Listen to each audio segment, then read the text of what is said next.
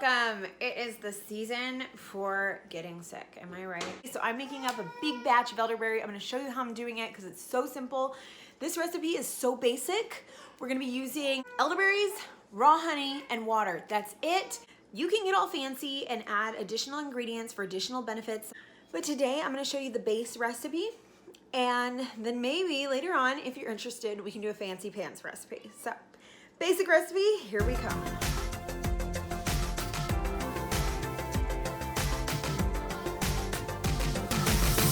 All right, like I said, we have an extensive ingredient list today. Just kidding. Dried elderberries, raw honey, and 6 cups of water. Why elderberry? Elderberry is such an amazing herb to have in your arsenal because it really helps with overall body wellness. So we've got our 1 cup of dried elderberries here. I'm going to add 6 cups of water, and we're going to go ahead and bring that to a boil. So far, pretty challenging, huh? The most challenging part right here is waiting for the water to boil and trying not to just stare at it. But luckily, we got some internet magic here.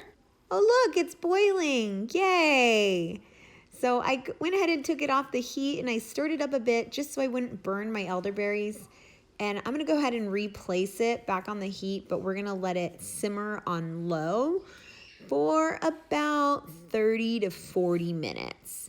And make sure that the elderberries are completely cooked because we can't eat raw elderberries. Did you know that? They're actually poisonous, so don't eat them. So we're going to simmer this on low, make sure it's completely cooked, and we're reducing it down at about halfway.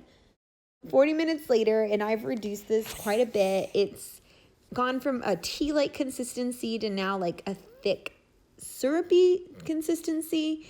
And what we're going to do is we're going to smash down our berries and make sure all the delicious properties of these elderberries are getting into our liquid. At this point, I'm going to go ahead and grab my strainer and I'm going to pour the elderberry liquid through the strainer. And if a stray elderberry gets into your elderberry syrup, then you're probably better off just starting the entire process all over again. I'm just kidding. No, it's totally fine. You don't have to start over. These are cooked elderberries now, so a stray elderberry is not going to hurt you. We're doing our best to strain it, but we don't have to go all psycho perfectionism mode either. Okay, so I'm just smashing down all the elderberries to get that liquid that still remains in them that has all the healing properties. Now we're done with that. Let's set that aside. Finally, we can add the honey to our elderberry syrup. Just make sure if you're using raw honey, you really want to get the benefits of that raw honey because you're paying top dollar for it. I mean, I think I paid $125 for this honey. But really, make sure your elderberry syrup cools down so you're not killing off the raw enzymes in your honey because that's where all the medicinal properties are at, or in those enzymes of the raw honey. If you're using regular honey, you don't have to be as militant about it cooling down. I allowed my elderberry syrup to cool down 30 minutes.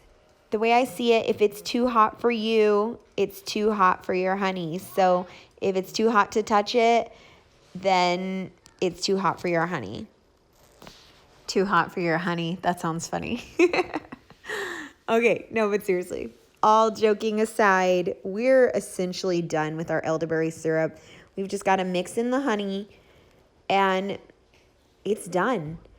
Note, if you were going to be serving this to somebody under the age of 2, I know what they say 1, but I play it safe, the age of 2, use a different sweetener.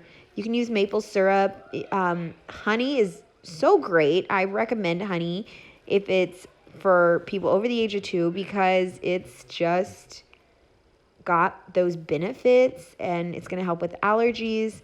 So I highly recommend raw honey. But again, be mindful of who you are making this for.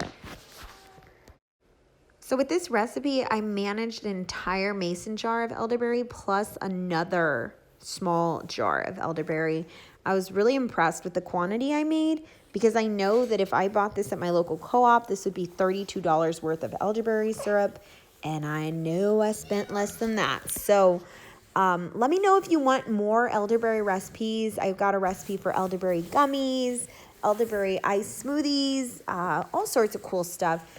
And if you want variations on this recipe with fancy pants ingredients like ginger and cloves and, just all the different variations. But this is the basic elderberry recipe. I hope you enjoyed it. Until next time, I'm praying for your health and well-being. God bless you. Bye.